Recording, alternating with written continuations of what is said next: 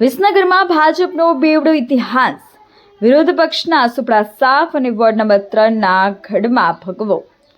વિસનગર નગરપાલિકાની સામાન્ય ચૂંટણીના પરિણામો ભારતીય જનતા પાર્ટીએ વિરોધ પક્ષોના સુપડા સાફ કરતા તમામ વોર્ડમાં ભવ્ય વિજય મેળવ્યો છે. ભાજપને આ પ્રચંડ જીતથી કાર્યકરોમાં ભારે ઉત્સાહ અને દિવાળી જેવો માહોલ જોવા મળી રહ્યો છે. જોકે આ આખા વિજયમાં સૌથી વધુ ચર્ચા વોર્ડ નંબર 3ની થઈ રહી છે, જેમાં ભાજપે દાયકાઓ જૂના સમીકરણો બદલી નાખ્યા છે. વોર્ડ નંબર 3માં પ્રથમવાર ખીલ્યું કમળ. વર્ષોથી કોંગ્રેસનો ગઢ ગણાતા વિસ્તારમાં પ્રથમવાર ભાજપની આખી પેનલ વિજેતા બની છે. લઘુમતી મતદારોએ વિકાસની રાજનીતિ પર મહોર મારતા ભાજપના ઉમેદવારોને જંગી મતોથી વિજયી બનાવ્યા છે.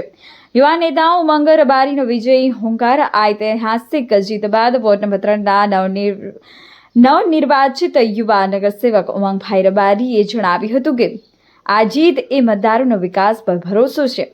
લોકોએ હવે નકારાત્મક રાજનીતિ અને કોંગ્રેસને ઝાકારો આપીને વડાપ્રધાન નરેન્દ્ર મોદીના વિકાસવાદને સ્વીકાર્યો છે.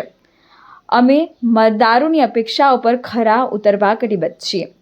વારસામાં મળેલું નેતૃત્વ ઉલ્લેખનીય છે કે ઉમંગભાઈ રબારીને રાજનીતિના પાઠ વારસામાં મળ્યા છે. તેમના પિતા લાલભાઈ રબારી અગાઉ વિસનગર નગરપાલિકાના પ્રમુખ તરીકે સેવા આપી ચૂક્યા છે.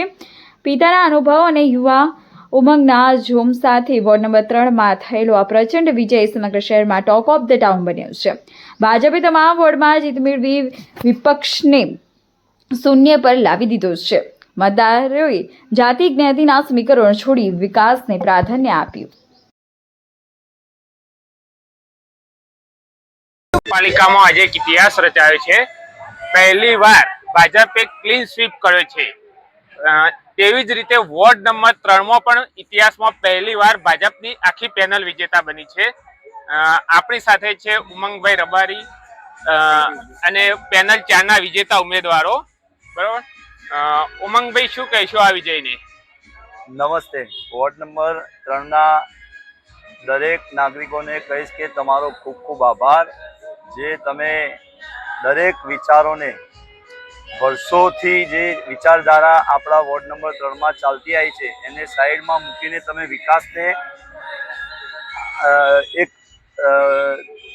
તમે આપેલું છે મહત્વ, અને આ વિકાસના કામોમાં અમે ચારે ઉમેદવારો તમારા પડખે અને તમારા સાથે એકજૂટ થઈને ઊભા રહીશું. આવું અમે વોર્ડ નંબર 3ના દરેક નાગરિકોને કહીએ. તમારા પિતાશ્રી નગરપાલિકાના પ્રમુખ રહેલા છે, એટલે તમારી ગઠ્ઠુથીમાં રાજકારણ છે.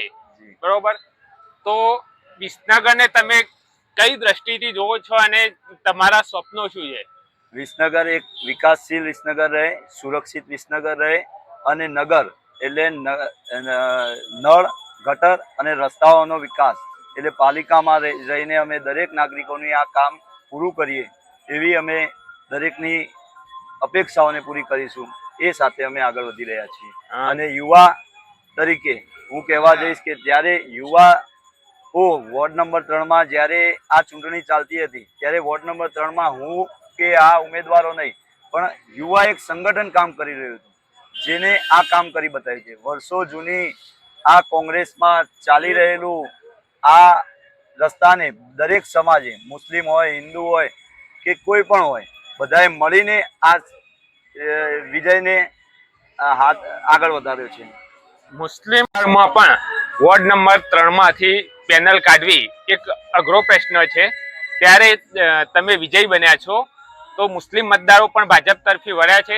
જી, દરેક સમાજમાં, મેં પહેલા જ કહ્યું, દરેક સમાજમાંથી ભાજપ તરફ અત્યારે વિકાસના રસ્તે દરેક વળી રહ્યા છે. કોઈ એ રીતે નથી જોતું કે પણ ભાજપનો જે ઋષિભાઈ સાહેબે વર્ષોથી આપણા વિસનગરનો વિકાસ કર્યો એ વોર્ડ નંબર 3એ આજે સ્વીકાર્યો છે, અને એને સાથે ઊભા રહીને દરેક આગળ વધી રહ્યા છે. એટલે વિકાસની રાજનીતિને લોકોએ સ્વીકારી છે. હા. વર્તમાન બોર્ડ અત્યાર સુધીના ઇતિહાસનું સૌથી યુવાન બોર્ડ છે. બરોબર, તો લોકોની અપેક્ષાઓ પણ વધારે તમારી ઉપર હશે. હા, અને એ અપેક્ષાઓમાં અમે પાર પડીશું એની હું દરેકને આશા આપું. નાગજીભાઈ, 2010માં સૌ પ્રથમવાર આ વોર્ડમાં તમે કમર ખીલવ્યું હતું. આજે 16 વર્ષ પછી અહીંયા આખી પેનલ જીતી છે, તો શું કહેશો? 2010ની પરિસ્થિતિ એવી હતી કે અહીંયા કોંગ્રેસનું શાસન રહ્યું છે. કોંગ્રેસનું શાસન લગભગ આઝાદીથી અત્યાર સુધીમાં અમે એક જ વખત 2010થી 15માં હું વિજય થયો હતો અને મારા પેનલના 2 સભ્યો હારી ગયા હતા. એના પછી સતત આ વોર્ડમાં હું ટુનપમાં રહ્યો છું. આ વોર્ડના લોકોની લાગણી સાથે રહ્યો છું.